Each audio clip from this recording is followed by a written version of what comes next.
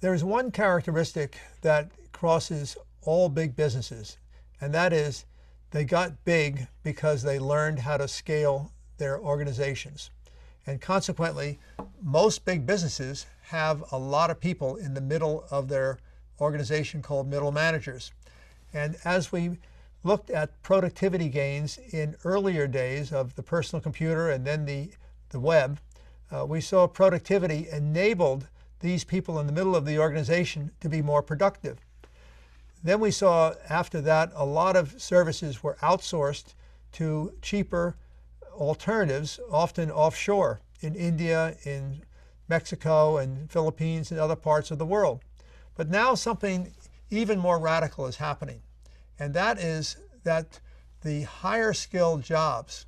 that are high paying jobs for the most part in the middle management ranks of these large corporations are exposed to the same kind of elimination that we saw with the medium skilled jobs and high pay that blue collar workers had who worked in factories and other kinds of medium skilled jobs. And what this means is that automation with smarter robots, better computer services, where processes can be greatly streamlined, and where a lot of costs can be reduced between the experience that the customer has, that's all going to be technology enabled, to the back-end services which are on the supply chain or even the supply centers, that a lot of what's in the middle is going to be eliminated. And that really changes a lot of the future of what America may look like. Because what it means is that an economy where 70% of our GDP has come from consumer spending, unless we can adjust the cost of what products and services cost as the middle managers start to be eliminated in more and more large corporations,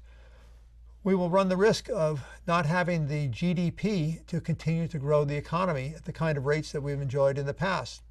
And so many people, as they leave the large corporate world, are going to discover that the salaries that they can make are probably going to be less, and yet their aspirations are going to be just as high,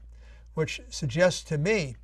that frugal models of products and services are going to be very, very attractive alternatives for many of these people, even highly educated people who are highly skilled, because they just won't have the discretionary spending money that they might have had 5 or 10 years ago. So the consequences are every problem creates an opportunity for an entrepreneur who is looking at a chance to solve a problem.